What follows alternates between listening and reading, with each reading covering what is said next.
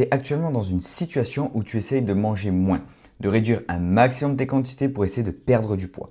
Mais le problème, c'est que tu stagnes, voire tu prends du poids. Tu n'as pas les résultats que tu veux et en plus, évidemment, tu ne prends aucun plaisir. Aujourd'hui, on va parler de perte de poids, on va parler de diète, on va parler de métabolisme, on va parler de plein de choses. On va essayer de comprendre et de savoir et de faire en sorte que tu perds du poids en te faisant plaisir et surtout que ça marche. Donc, si tu es en période de perte de poids et que tu n'as pas, encore une fois, les résultats que tu veux, écoute bien ce que je vais te dire. Tout ce que je vais te partager aujourd'hui, c'est des choses très importantes que pas beaucoup de personnes ne connaissent ou en tout cas ne mettent en place. C'est exactement la méthode, en tout cas les méthodes que j'ai mis en place pour moi, que je continue à faire et que j'ai mis en place pour Maxime, Hugo, pour Antonin, pour Julien, pour qu'ils perdent 15 à 20 kilos en quelques mois depuis chez eux, en profitant, sans se restreindre, etc. Donc si tu n'as pas 8 ou 9 minutes à accorder à ta perte de poids pour vraiment atteindre tes objectifs, malheureusement, enfin, tu peux quitter cette vidéo parce que voilà, ça ne t'intéressera pas. Mais ce serait vraiment dommage parce que je vais tout te révéler dans cette vidéo, tout gratuitement évidemment. Donc voilà, prends des notes, écoute bien, mets-toi dans un endroit calme, prends vraiment 8 minutes où tu es seul et t'écoutes attentivement. Et surtout, prends des notes. Prends des notes et applique-le pour 2026. Vraiment, applique-le, ça peut tout changer. N'hésite pas non plus à t'abonner, ça me donne énormément de force, ça me fait énormément plaisir. Sachant que voilà, tout ce que je te partage ici, moi j'ai mis des années et des années à l'apprendre parce que c'est des choses qui s'apprennent. Voilà, donc ça me ferait énormément plaisir et n'hésite pas à donner ton avis en commentaire. Donc, avant de parler de métabolisme, avant de parler de déficit calorique, on va parler de ton corps. Donc ton corps, il ingurgite, il consomme des calories qui viennent de l'alimentation. Jusque-là, c'est normal. Les calories, c'est de l'énergie. Voilà, quand tu manges, tu donnes de l'énergie à ton corps. Cette énergie, ton corps l'utilise pour une chose déjà primaire, assurer sa survie. Voilà, ton corps, il doit survivre. Donc, il utilise l'énergie que tu lui amènes avec l'alimentation pour juste survivre. C'est ce qu'on appelle le métabolisme de base. Voilà, un mot compliqué qui veut dire en fait tout simplement ton corps en mode survie. Voilà, c'est ça en fait. Ton corps, il a besoin d'énergie, il l'utilise. Voilà. Maintenant, le métabolisme de base, chacun en a un différent. Ça va dépendre de ton âge, de ta taille, de ton poids. Par exemple, moi, qui suis pas grand, qui suis pas vieux entre guillemets, qui suis pas lourd, j'ai un métabolisme de base plutôt faible. Enfin, voilà, je suis à 1900 et quelques, c'est pas excessif. Voilà, par rapport à par exemple quelqu'un de 40 ans qui va faire 1m90 et qui va être peut-être un peu en surpoids, là, son métabolisme de base va être à 2400, 2000, enfin voilà. Donc moi, j'ai un petit métabolisme de base. Ça déjà, c'est la première chose, mais primordiale à comprendre. Peut-être que tu le sais déjà, mais je vais t'expliquer pourquoi c'est important de comprendre ça. Ensuite, pour perdre du gras, il faut deux choses. Il faut manger suffisamment de protéines. Ça, je vais en parler après. Et il faut un déficit calorique. C'est là qu'il faut vraiment que tu écoutes. Le déficit calorique ne se fait pas sur ton métabolisme de base. Tu ne peux pas arriver, calculer ton métabolisme de base et dire « Ok, pour perdre du poids, je vais m'enlever 400 calories dans la journée. » Non, parce que ton métabolisme de base, c'est ton corps en mode survie. Et en fait, quelles erreurs font les hommes? Ils arrêtent de manger, donc ils sautent les repas, ils baissent drastiquement les féculents, ils baissent les calories. Vraiment, ils donnent au corps même pas de quoi survivre. Qu'est-ce que le corps va faire? Toi, tu crois que le corps, il n'a plus d'énergie. Le corps, ok, j'ai plus de calories, on perd du poids, on perd du poids. Mais pas du tout. Ton corps, là, il te dit, mon coco, ça fait 3-4 jours que tu me donnes même pas ce dont j'ai besoin pour survivre. Alors, écoute-moi bien comment je vais faire des stocks. Le corps, il n'est pas fait pour avoir des abdos, pour avoir des muscles, etc. Le corps, il survit. Donc, si tu lui donnes très, très, très peu d'énergie, il va encore plus stocker parce qu'il a besoin. Il se dit, oh là là, qu'est-ce qu'il nous fait? Il fait des réserves et des réserves et des réserves. Donc, tu perds du muscle parce que si tu amènes moins de calories, tu amènes moins d'aliments, en général, tu n'as pas assez de protéines. Et des fois même, tu prends du gras. Dans le meilleur des cas, tu stagnes. Mais tu peux prendre du gras si le corps stocke. En plus, suivant ce que tu amènes comme aliment. Ça, peut-être qu'on en parlera dans une autre vidéo. Et voilà. Donc, en fait, il faut vraiment différencier ça. Je vais mettre comme ça. En plus, j'ai un miroir là pour faire un schéma. En gros, tu as ton métabolisme de base ici. Regarde la différence. Métabolisme de base, 1900. De là, tu lui fais un déficit calorique, moins 400. Donc, tu es à 1500 calories. Là, le corps, quand il est ici, là, il survit. Là, il survit, il stocke, il stocke, il stocke. Ok. D'un autre côté, tu vas prendre un nouveau besoin énergétique où là-dedans, tu vas y implémenter ce que tu fais en journée, ton travail, ta séance de sport, tes pas quotidiens, ce que tu fais dans la maison. Et là, on n'est plus sur un métabolisme de base.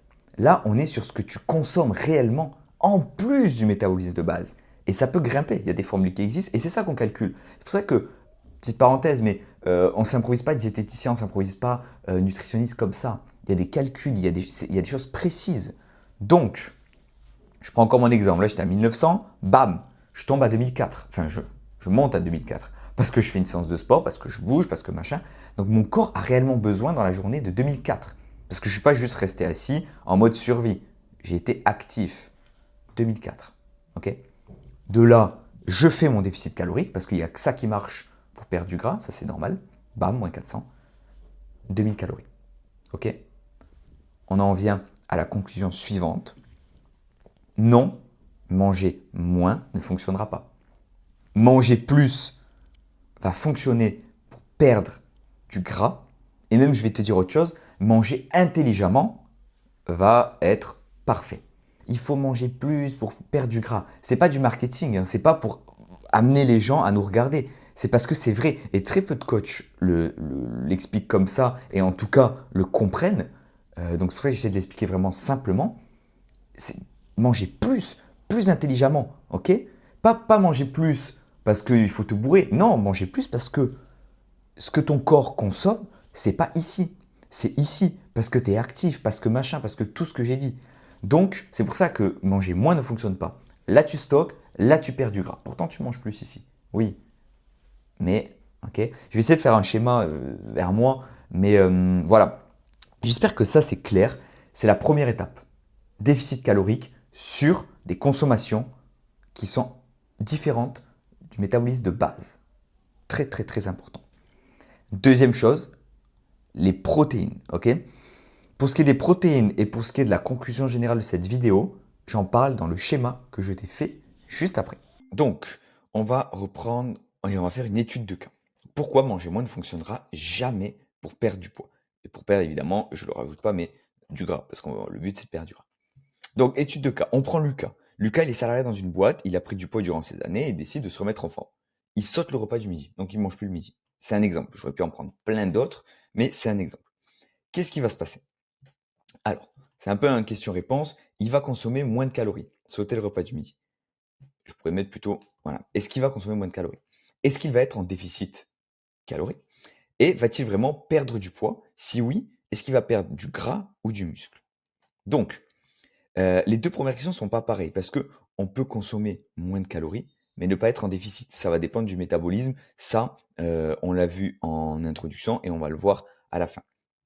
Donc, il va consommer moins de calories, pas spécialement.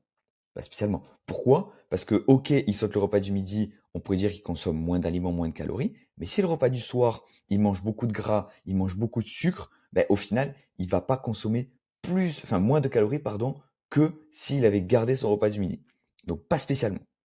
Est-ce qu'il va être en déficit? Donc, pas forcément, ok? Si son métabolisme de base est de 2000 calories, que sans le repas du midi, il est à 1000, mais qu'avec le repas du soir, il se rattrape avec des pizzas, etc., et qu'il monte du coup à 2500, ben, il ne sera pas en déficit. C'est pour ça que je dis pas forcément.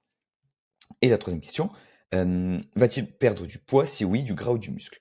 Perdre du poids, on l'a déjà vu, pas forcément du coup, vu qu'il n'est pas forcément en déficit, qu'il mange pas forcément moins de calories, donc il va pas forcément perdre du poids. Et est-ce qu'il va perdre du gras ou du muscle? Il va très sûrement perdre du muscle, ok? Parce qu'il n'aura pas son apport en protéines suffisant pour prendre du muscle, donc il va sûrement en perdre. Et il va perdre du gras, oui et non. Tout va dépendre en fait de ses macronutriments, de ce qu'il mange derrière. Donc du gras, il va peut-être même pas en perdre en fait. Donc voilà. Donc vous pouvez voir que sur son idée de sauter le repas du midi, il y a trois choses qui vont même pas se valider. Donc, pourquoi son corps ne réagit pas comme il le voudrait? Voilà, ça c'est la question. Il va se dire, mais qu'est-ce qui se passe? Comment ça se fait? Je vous l'explique. L'objectif, quand on mange moins, ok? Donc, quand on mange moins, qu'est-ce que le corps fait? qu'est-ce que le corps fait quand il saute le repas du midi? Le corps, il va être en mode survie. Ok? Le corps, il faut savoir que il n'est pas fait pour être super sec, pour être en déficit tout le temps, etc. Quand il mange moins, le corps, il va se dire, oh là, il y a moins de nutriments qui arrivent, il faut se mettre en mode survie. Donc, il va stocker. Il va stocker beaucoup plus. Au lieu de, moi par exemple, qui mange mes 3-4 repas, qui lui amène régulièrement du sucre, du gras, etc., il l'utilise pas. Là, cette fois, vu qu'il y a beaucoup moins d'aliments qui arrivent, tout ce qui va arriver, il va le stocker. Il va se dire, ok, il faut que je le garde, faut que je le garde, je suis en mode survie. Parce que là, il commence à me couper les vivres, je suis en mode survie. Il va stocker plus. Deuxièmement, les protéines ne sont souvent pas assez présentes. Pourquoi? Parce que pour arriver à un total en protéines suffisant pour maintenir la masse musculaire ou en prendre, il faut que quasiment à tous les repas, voire à tous les repas, il y ait des protéines. Si déjà il saute le repas du midi et qu'en plus, dans les autres repas, il en apporte pas tout le temps, il n'y aura pas assez de protéines présentes, ça c'est sûr. Résultat, il va perdre du muscle et il va prendre du gras. Ou dans le meilleur des cas, il va être à l'équilibre, il va pas prendre de muscle, c'est sûr, il va peut-être pas en perdre, il va être à l'équilibre au niveau des muscles, mais par rapport au gras, il va très certainement en prendre, voire pareil. Allez, ou dans le meilleur des cas, il va stagner, mais il sera très très très très loin de son objectif de perte de gras. Très très loin. Ok, donc déjà, sa technique de sauter les repas, ça ne marche pas. Qu'est-ce qu'il faudrait faire vraiment pour que ça soit parfait? Manger assez de protéines, ok? Pourquoi? Manger assez de protéines, tu prends du muscle.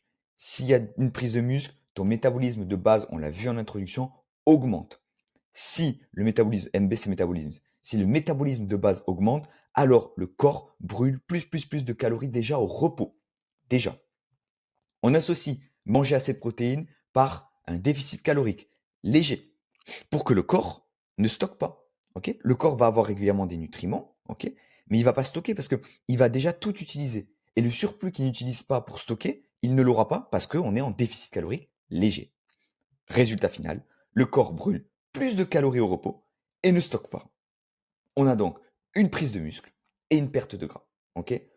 Et dans tous les cas, une perte de gras obligatoire. La prise de muscle, il faudra associer ça avec de la musculation et du sport. Mais dans tous les cas, c'est exactement ce schéma qu'il faut suivre pour perdre du poids.